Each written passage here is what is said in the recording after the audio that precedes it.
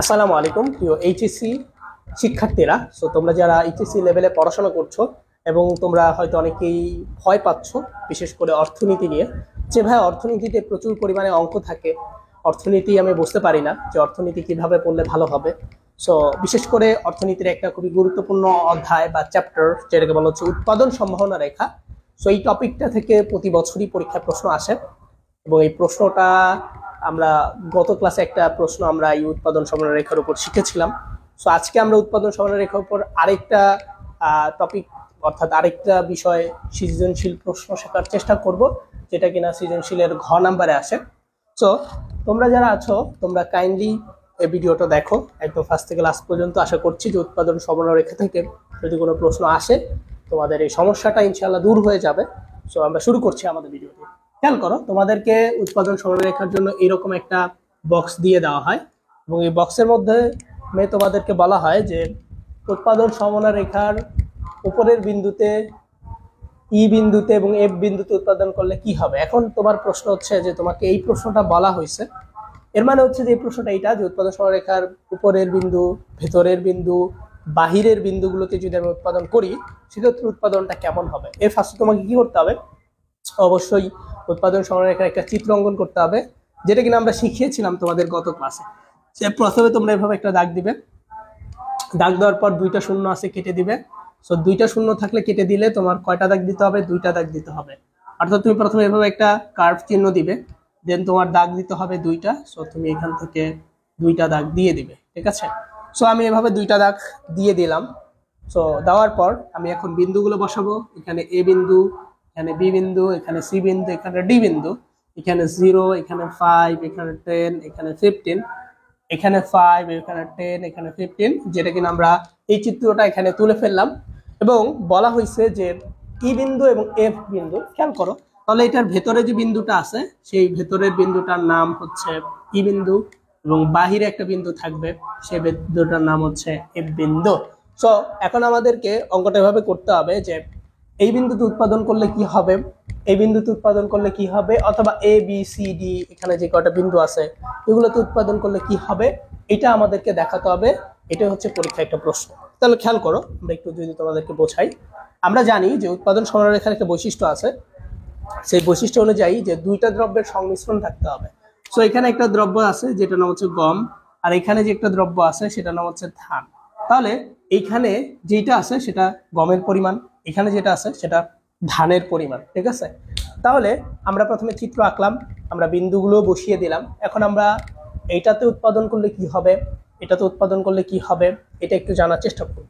So আমাদের প্রথম যে শর্ত বা 1 নাম্বার যে বৈশিষ্ট্য সেটা হচ্ছে যদি আমরা উপরের বিন্দুতে করি, উপরের বিন্দুতে যদি উৎপাদন করি তাহলে উৎপাদন করলে উৎপাদনটা সর্বোচ্চ হবে।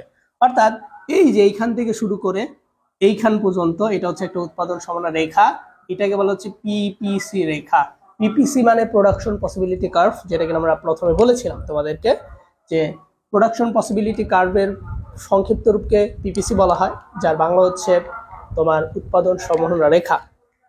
সো এখানে এই উৎপাদন সম্ভাবনা রেখার যে উপরের বিন্দুটা আছে, অর্থাৎ এই রেখাটার মধ্যে যদি আমি উৎপাদন করতে চাই তাহলে উৎপাদনটা সর্বোচ্চই বেশি হবে। তাহলে এখানে যদি উৎপাদন করি উপরে, তাহলে আমার 1 নাম্বার হচ্ছে যে সম্পদের পূর্ণ ব্যবহার হচ্ছে। কি হচ্ছে? সম্পদের পূর্ণ ব্যবহার হচ্ছে। তাহলে 1 নাম্বার পূর্ণ ব্যবহার হয়, ঠিক আছে। 1 নাম্বার পূর্ণ ব্যবহার হয়। 2 নাম্বার কি হয়, আমি যদি এখানে আবার উৎপাদন করি, এটা হচ্ছে দক্ষ ব্যবহার হয়। দক্ষ ব্যবহার হচ্ছে সম্পদের। 3 নাম্বার হচ্ছে বেকারত্ব হ্রাস পাচ্ছে, বেকারত্ব হ্রাস, ঠিক আছে।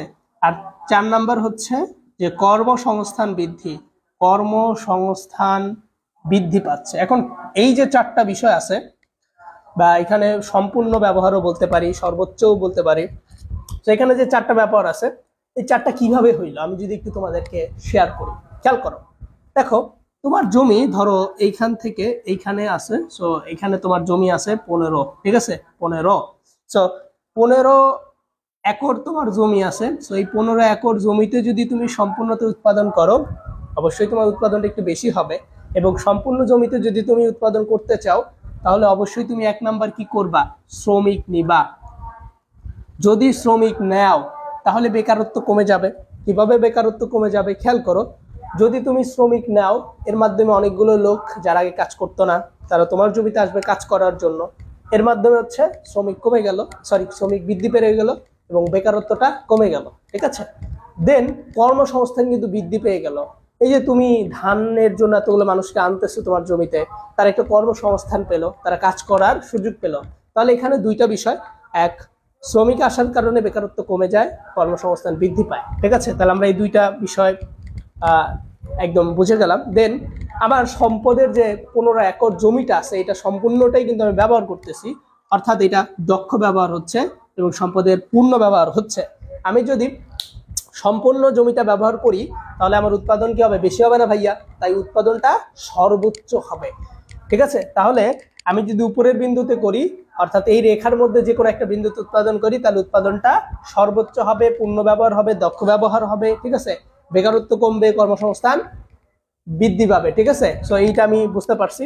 এরপর আমি যদি ভেতরে করি, দেখো ভেতরে করা মানে কি ভাই, খেয়াল করো, আগে ছিল 15, ভেতরে মানে কি অবশ্যই 15 হবে না, 15 থেকে কমে যাবে। যদি ভেতরে করি তাহলে 15 থেকে ধরো আইসা পড়লো 5-এ। তাহলে আমি যদি 5 একর জমিতে উৎপাদন করি তাহলে আমার কি হবে ভাই? দেখো, অবশ্যই আগে যত শ্রমিক নিতাম এখন তত শ্রমিক নিব বলো? নিব না।